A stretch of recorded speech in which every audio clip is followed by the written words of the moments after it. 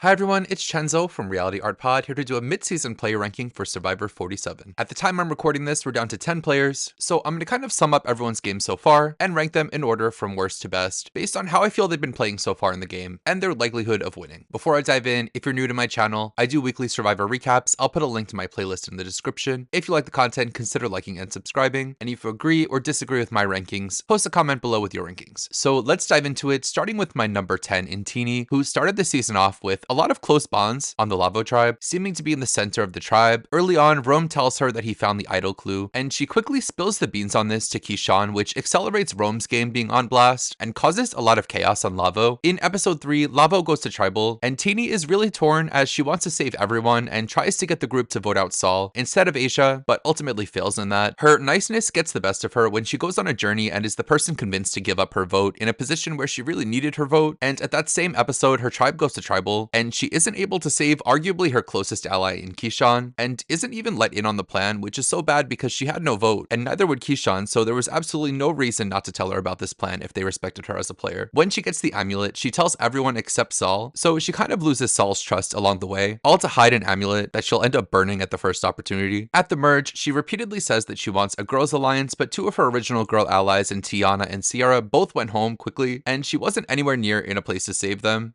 So while Teeny has a lot of potential as a social player, she seems to continue to make bad decisions and not be able to protect her allies. She's also really dedicated to the idea of a women's alliance despite there not being a solid group of women who like each other, which could lead her to get used by the likes of Sue or Caroline. In the end, I just can't see her presenting a winning argument for this game as it stands.